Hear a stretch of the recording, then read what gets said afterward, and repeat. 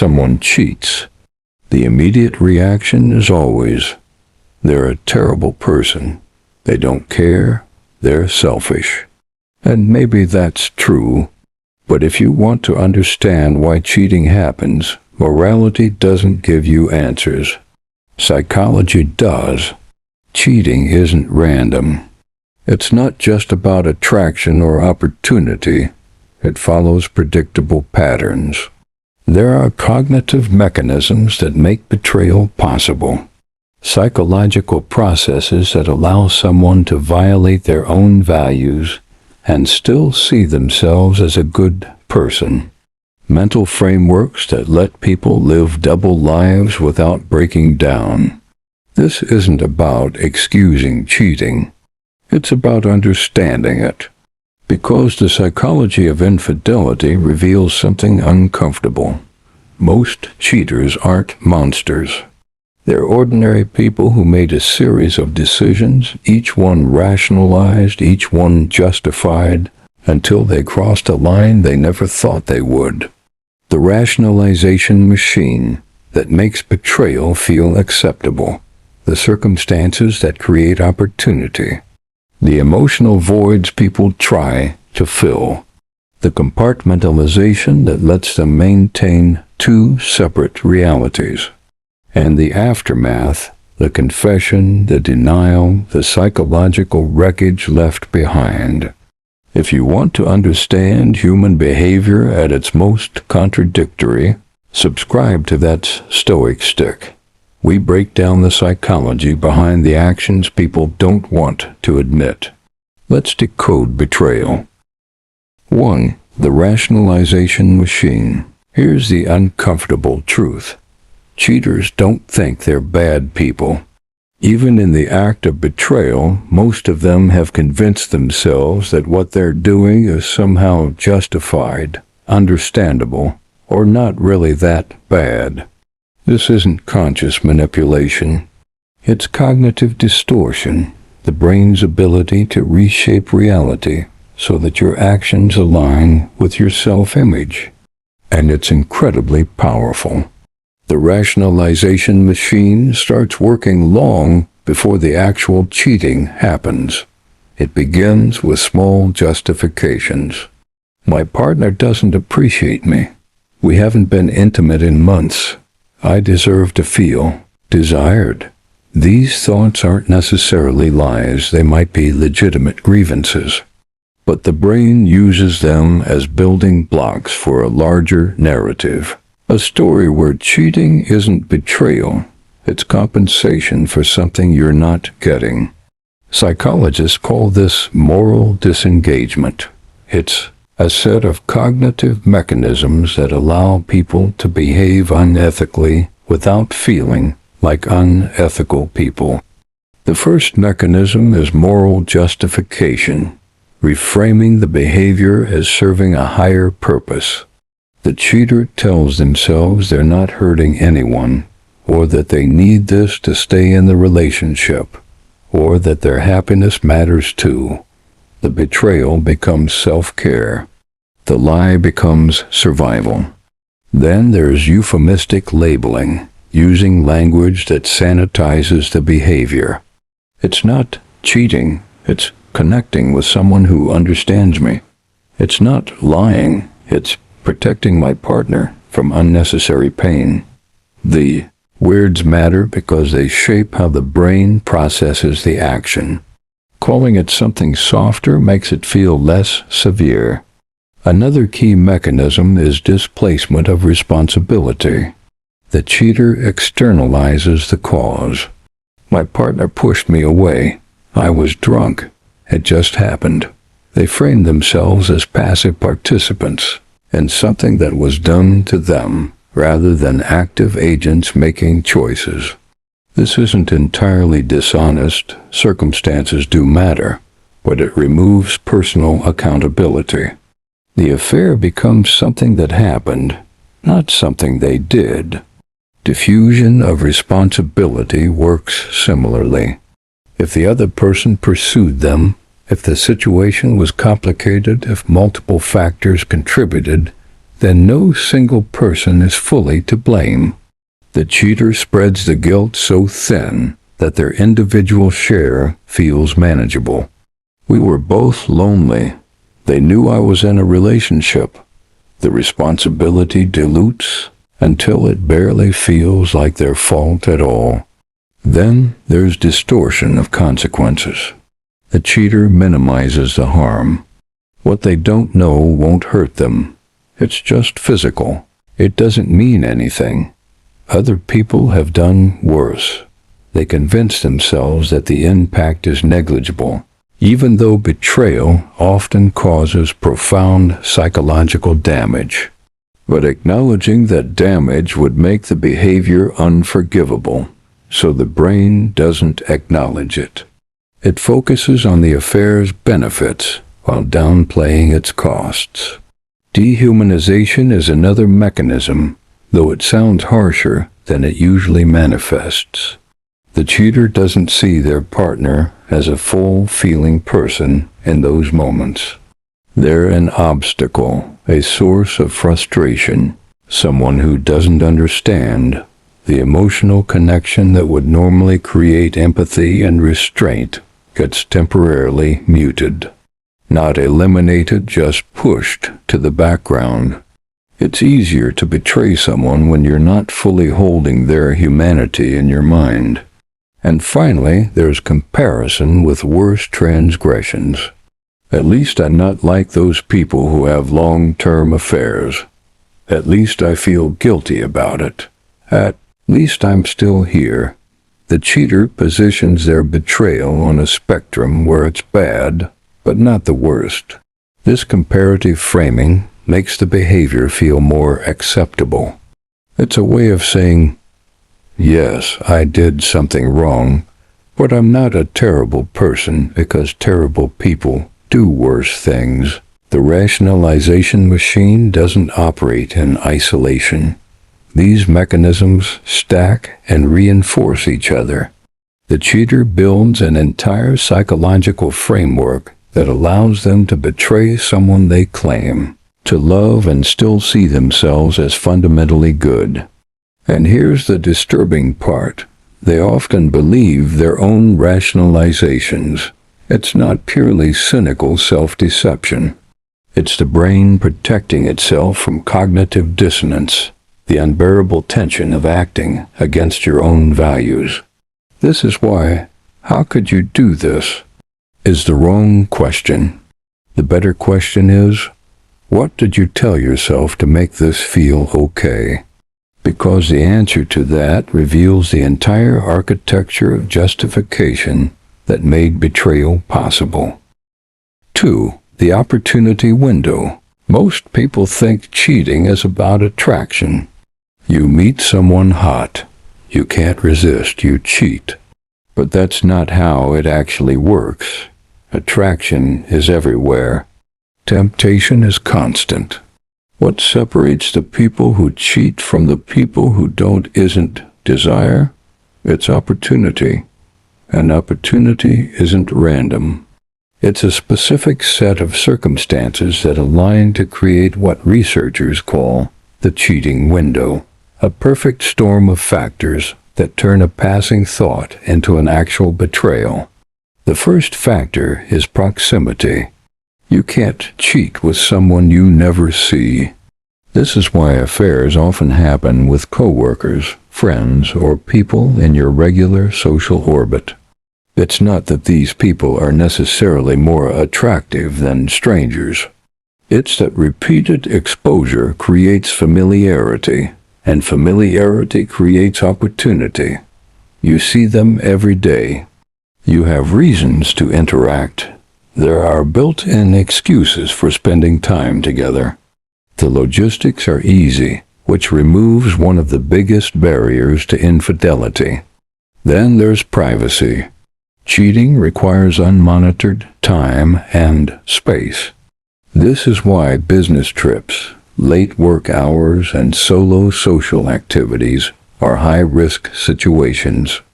Not because these activities are inherently suspicious, but because they create gaps in accountability. When no one knows where you are or who you're with, the external constraints that normally reinforce fidelity disappear. You're operating in a bubble where the normal rules feel temporarily suspended. Emotional vulnerability is another critical factor. Affairs rarely start when everything is going well. They start when someone feels underappreciated, disconnected, or invisible in their primary relationship. This doesn't excuse the behavior, but it explains the timing. When you're emotionally vulnerable, attention from someone new feels intoxicating. They see you in a way your partner doesn't. They're interested when your partner seems indifferent. That validation creates a psychological pull that's hard to resist, especially when other opportunity factors are also present. Alcohol lowers inhibition, which is obvious, but it also provides a built-in rationalization. I wasn't thinking clearly. It wouldn't have happened if I was sober. Substances create plausible deniability, both to others and to yourself. The cheater can frame the betrayal as something that happened in an altered state, not something they would do under normal circumstances. This makes it psychologically easier to cross the line because there's already an excuse ready. Reciprocal interest is essential. Most cheating doesn't involve pursuit and seduction. It involves mutual flirtation that escalates. Both people are sending signals. Both people are interested. This creates a sense of inevitability. This was going to happen, which reduces the feeling of individual responsibility. If both people wanted it, it feels less like a decision and more like a natural progression. The cheater wasn't the aggressor. They were just responding to what was already happening. Then there's the gradual boundary erosion. Affairs almost never jump straight from nothing to sex. There's a progression. First, it's longer conversations. Then it's personal topics. Then it's light complaining about your relationship. Then it's emotional intimacy. Then it's physical touch that lingers. Each step feels minor. Each step can be rationalized as not really cheating, but each step also makes the next step easier. By the time you cross the line into actual infidelity, you've already crossed a dozen smaller lines. The big betrayal was preceded by many small betrayals, each one normalized. Perceived low risk of getting caught also matters. If someone believes they can cheat without consequences, they're more likely to do it. This is why some people cheat in cities where they don't live or with people who have as much to lose as they do. The calculation isn't just, do I want this? It's, can I get away with this? And when the answer feels like yes, the inhibition weakens. Relationship dissatisfaction is often cited as the primary cause of cheating, but it's not. Plenty of people in unhappy relationships don't cheat, and plenty of people in happy relationships do. Dissatisfaction is a contributing factor, but it only becomes actionable when combined with opportunity. You need proximity, privacy, vulnerability, reciprocal interest, boundary erosion, and perceived low risk. When all these factors align, that's when temptation turns into action. This is why I would never cheat is a dangerous statement. It assumes fidelity is purely about character, when really it's about character plus circumstances. Most people haven't been tested in the right conditions. They haven't experienced the full convergence of opportunity factors. And because they haven't, they overestimate their resistance. The opportunity window doesn't excuse cheating, but it explains why good people sometimes do terrible things. Because when all the conditions align, the path from temptation to betrayal becomes dangerously short. And most people don't realize they're in the window until they've already stepped through it. 3. The emotional void theory. Here's what most people get wrong about affairs. They think cheating is about the other person, that the affair partner is somehow better, more attractive, more compatible. But in most cases, the affair isn't about who the other person is. It's about what they represent. Affairs are rarely about moving toward someone better. They're about running away from something missing. They're not about love. They're about filling a void. The emotional void theory says that people cheat when there's a gap between what they need emotionally and what they're getting. That gap creates a hunger.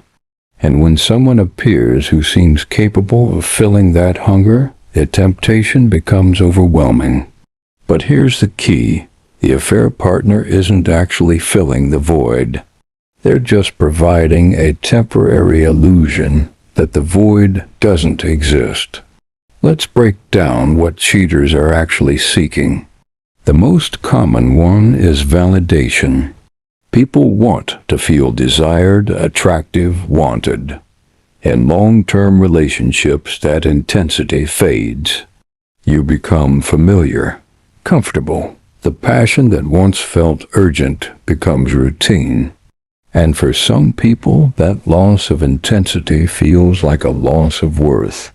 They start to question if they're still attractive, still interesting, still sexually appealing.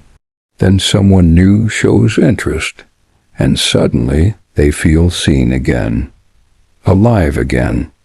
The affair isn't about the other person. It's about reclaiming a sense of desirability that they thought they'd lost. Excitement is another void. Long-term relationships are stable, predictable, safe. That's supposed to be a good thing.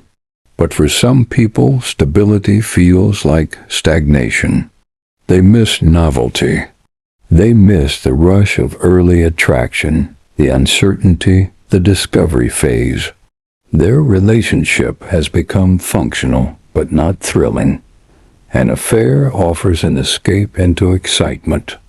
Every interaction is charged. Every text is anticipation. Every meeting feels forbidden and intense. The affair partner could be anyone. What matters is the emotional high they provide. The cheater isn't choosing this person. They're choosing the feeling this person creates. Escape is massive. Some people cheat because they're unhappy with their life and don't know how to fix it. Maybe their relationship feels like a trap. Maybe they're dealing with stress, dissatisfaction, or existential dread. The affair becomes a compartment where none of that exists.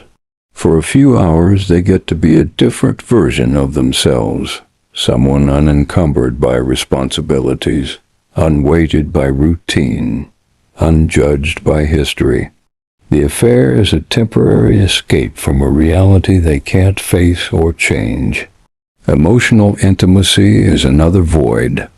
This sounds counterintuitive. Shouldn't emotional intimacy be strongest in the primary relationship? Often it is, but sometimes it atrophies. Partners stop talking about meaningful things. Conversations become logistical, schedules, bills, kids. There's no vulnerability, no depth, no real connection. Then someone new comes along who asks questions, listens intently, wants to know who you really are. That attention feels like intimacy, even if it's just the novelty of being unknown. The affair partner doesn't have years of baggage. They don't know your flaws. They see an idealized version of you, and that feels better than being fully known and partially ignored. Revenge is a darker motivation, but it's real. Some people cheat as retaliation. Their partner cheated first, or hurt them in some profound way, and the affair as payback. It's not about desire. It's about restoring a sense of power or balance. The affair partner is almost incidental, a tool for evening the score. The cheater isn't seeking connection. They're seeking vindication. Here's the critical insight. The affair partner is interchangeable. In most cases, if it wasn't this person, it would have been someone else. Because the affair isn't about them. It's about the void. The cheater projects onto the affair partner whatever they're missing: validation, excitement, intimacy, escape, and the affair partner, at least temporarily, reflects that projection back. But it's an illusion. The void is still there. The affair just distracts from it. This is why affairs often end badly, even when they become full relationships. The cheater leaves their partner for the affair partner, expecting that the intensity will last. But once the affair stops being forbidden, once it becomes the primary relationship, the same voids reappear. The excitement fades. The validation becomes routine. The escape no longer works because now this is your reality. And the cheater realizes they didn't solve the problem. They just changed locations. The emotional void theory also explains why some people cheat in otherwise good relationships. It's not that the relationship is fundamentally broken. It's that the person has an internal void that no external relationship can permanently fill. They're seeking something outside themselves to fix something inside themselves. And that never works. The void is psychological, not relational. It requires internal resolution, not external validation. This is the tragedy of most affairs. The cheater thinks they're fighting something, but really they're just running from something. And when you're running from yourself, changing partners doesn't help. The void follows you, because it was never about them. It was always about you. 4. The compartmentalization effect. One of the most baffling aspects of infidelity is how cheaters manage to live double lives without falling apart. How do they kiss their spouse in the morning, text their affair partner during lunch, have sex with someone else in the evening, then come home and act normal? How do they maintain two completely contradictory realities simultaneously? The answer is compartmentalization, a psychological defense mechanism that allows people to separate conflicting thoughts, emotions, and behaviors into isolated mental boxes so they never have to confront the contradiction. Compartmentalization isn't unique to cheating. Everyone does it to some degree.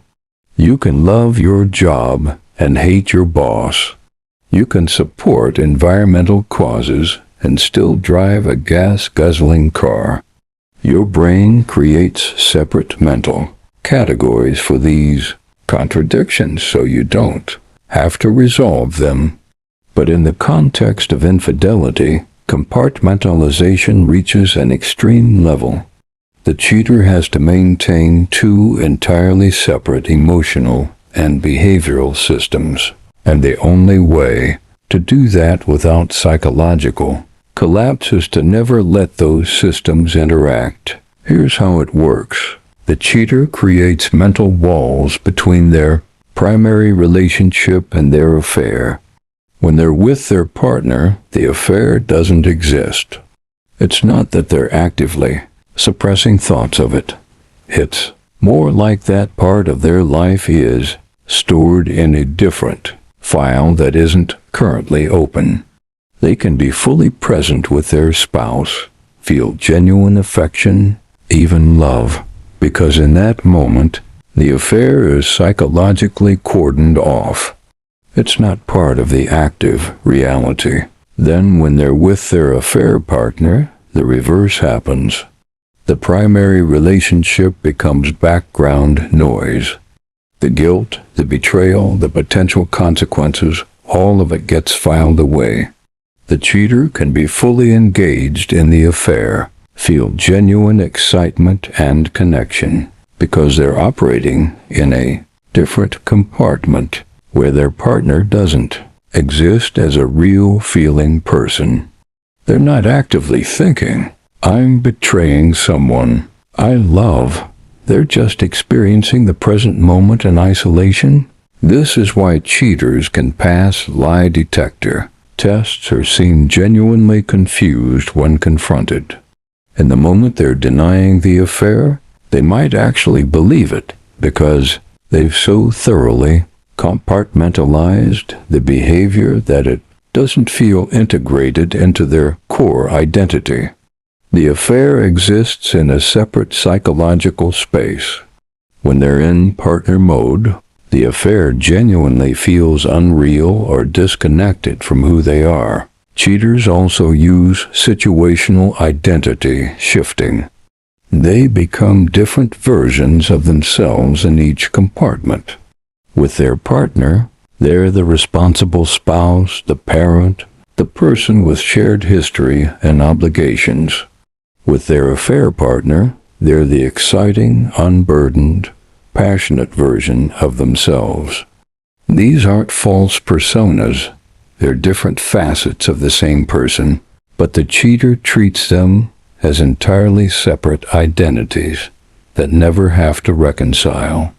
The affair often gets mentally categorized as not real life. It's an escape, a fantasy, something that exists outside the rules and responsibilities of normal existence. This allows the cheater to engage in the affair without feeling like they're damaging their real life, because in their mind, the two don't occupy the same reality. The affair is a parallel universe. What happens there doesn't count in the same way. Cheaters also use temporal compartmentalization. They tell themselves this is temporary, or I'll end it soon, or once things get better at home, I'll stop. By framing the affair as time-limited, they avoid confronting it as a permanent part of their identity. It's not who they are, it's just something they're doing right now. This creates psychological distance between their actions and their self-concept. Another mechanism is emotional compartmentalization. The cheater separates love from sex, intimacy from betrayal, desire from loyalty. They can genuinely love their partner while having sex with someone else because they've mentally categorized these as unrelated experiences. Love lives in one box. Physical desire lives in another. The two don't interact, so there's no contradiction to resolve. But here's the critical thing about compartmentalization. It's not sustainable. It requires enormous cognitive energy to maintain these walls. The brain is constantly working to keep the compartments separate, to suppress thoughts that would force a confrontation between the two realities. Over time, this creates psychological strain. Some cheaters develop anxiety, depression, or physical symptoms like insomnia or digestive issues, not because they feel guilty in the traditional sense, but because their brain is exhausted from running two separate operating systems simultaneously. The compartments also leak. Intrusive thoughts break through. Moments of clarity where the contradiction becomes undeniable. The cheater might be with their partner and suddenly think about the affair partner, and for a moment, the walls collapse. The guilt floods in. The cognitive dissonance becomes unbearable. Then the brain scrambles to rebuild the compartment, to push the thought away, to restore the separation. But those leaks become more frequent over time. This is why many affairs eventually end in confession or discovery. the cheater's ability to compartmentalize degrades.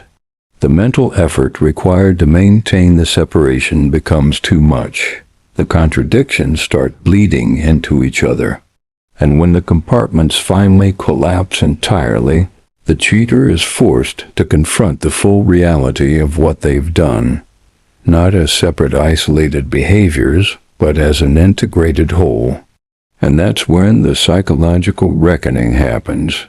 Compartmentalization is how cheaters survive infidelity psychologically, but it's also why they eventually break. Because you can't live in two realities forever. Eventually, the walls crumble and everything collapses into one. 5. The aftermath psychology. The affair is over, or it's still happening, or it's about to be discovered. Either way, there's a decision point. Confess or hide it. And that decision reveals as much about the cheater's psychology as the affair itself. Some cheaters immediately confess, driven by guilt they can't suppress. Others never tell, carrying the secret to their grave. The difference isn't about morality. It's about psychological tolerance for cognitive dissonance, and which outcome creates less internal suffering.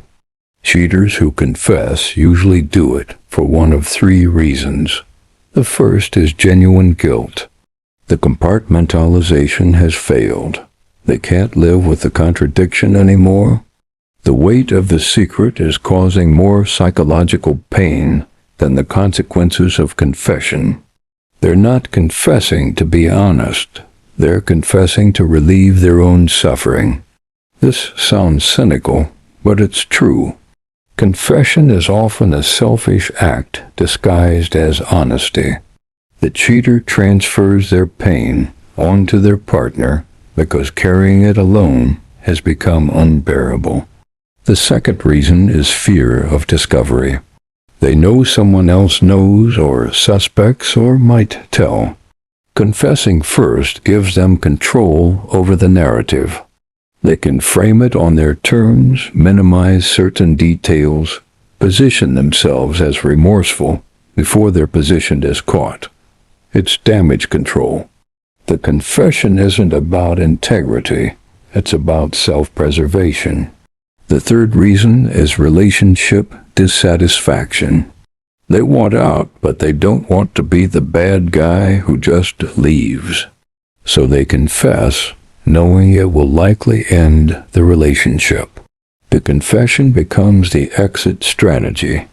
They're not trying to repair the relationship. They're trying to destroy it in a way that makes their partner do the leaving. Cheaters who don't confess have a different psychological calculus. They've decided that the harm of confession outweighs the harm of secrecy. They rationalize that what their partner doesn't know can't hurt them. That confession would only transfer guilt and destroy something that can otherwise remain intact. They've successfully maintained compartmentalization, and they believe they can continue to do so.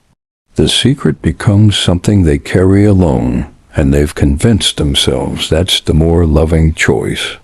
But secrecy has psychological costs. Even when compartmentalization holds, there's a constant low-level anxiety. The fear of discovery never fully disappears. Every phone notification, every question about where they were, every moment their partner seems suspicious, it triggers a stress response. The cheater is always partially on guard, always managing information, always maintaining the performance of fidelity. That's exhausting. There's also the isolation. They can't talk about what happened. They can't process it with anyone. The experience lives in a locked compartment, unexamined and unresolved. And that creates a specific kind of loneliness, being unable to be fully known by the person you're closest to. The relationship continues, but there's a fundamental dishonesty at its core. and that dishonesty quietly erodes intimacy, even if the partner never knows why things feel different. Now, let's talk about the betrayed partner's psychology. Discovery of infidelity is traumatic, not metaphorically, clinically. It creates symptoms similar to PTSD, intrusive thoughts, hypervigilance, emotional numbing, trust destruction. The betrayed partner's entire reality has been rewritten. Every memory is now suspect. Every I love you is now questionable. The relationship they thought they had didn't exist. They were living in a lie, and they didn't know it. The betrayed partner often experiences obsessive thoughts. They replay events looking for signs they missed.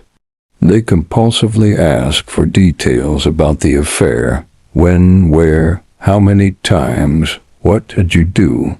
Did you say you love them? This isn't masochism.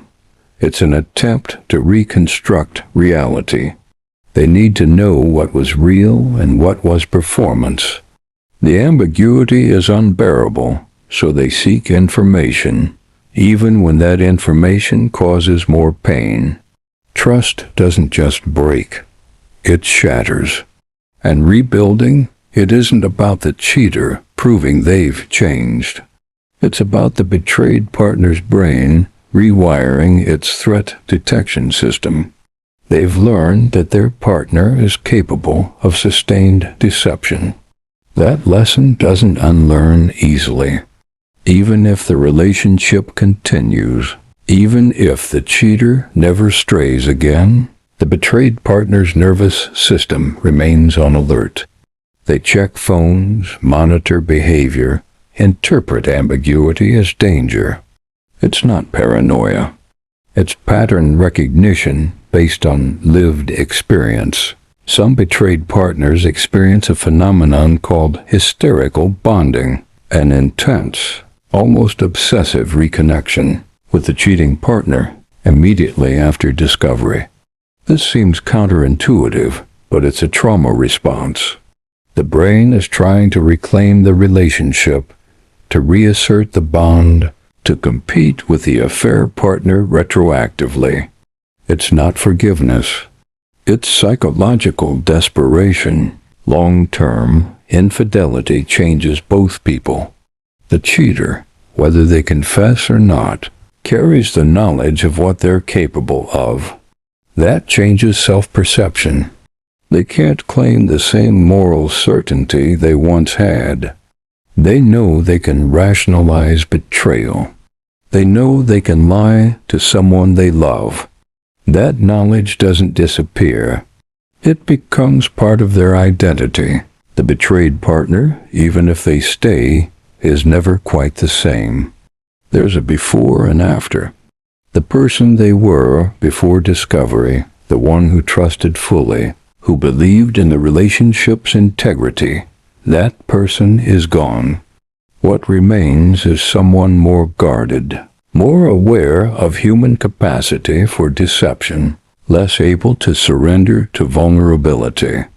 Some people call this growth. Others call it damage. It's probably both. The relationships that survive infidelity don't return to what they were. They become something different, sometimes stronger, built on brutal honesty and hard-earned trust. Sometimes weaker, held together by fear, obligation, or inertia, with a betrayal quietly festering beneath the surface. But never the same, because infidelity doesn't just break trust. It breaks the story you were living. And once that story shatters, you can't put the pieces back the same way. You can only build something new from the wreckage and hope it holds. So that's the psychology of cheating.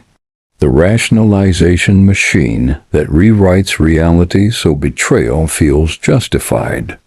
The opportunity window that turns temptation into action through proximity, privacy, and circumstances aligning. The emotional voids that affairs try to fill: validation, excitement, escape, and why the affair partner is almost irrelevant. The compartmentalization that lets people live double lives by separating contradictory realities into isolated mental boxes. And the aftermath, the confession or secrecy, the trauma, the permanent recalibration of trust and identity. None of this excuses cheating. Understanding why something happens isn't the same as justifying it. But understanding matters because it strips away the simplistic narratives. Cheaters aren't just selfish monsters. Betrayed partners aren't just naive victims. The psychology is messier, more human, more complicated than the morality tales we tell ourselves. Here's what's worth remembering. Infidelity isn't primarily about desire or weakness. It's about unmet needs, poor boundaries, rationalization, and circumstances converging in ways people don't anticipate. Most cheaters didn't plan to betray. They made incremental choices, each one rationalized, until they crossed a line they thought they never would. And most betrayed partners didn't miss obvious signs. They trusted, which is what you're supposed to do in relationships. The failure isn't in missing red flags. It's in the cheater choosing betrayal over honesty. The psychology of cheating reveals something uncomfortable about human nature. We're capable of profound self-deception. We can act against our values and still see ourselves as good. We can hurt people we love and rationalize it as justified. And we can maintain contradictory realities longer than we think. If this unpacked something you've experienced or witnessed, drop a comment and subscribe to that stoic stick for psychology that doesn't moralize, it just explains how humans actually work, even when we're at our worst. Stay aware, stay honest, and remember, understanding the psychology doesn't justify the behavior. It just shows you how the mind makes the unthinkable feel possible.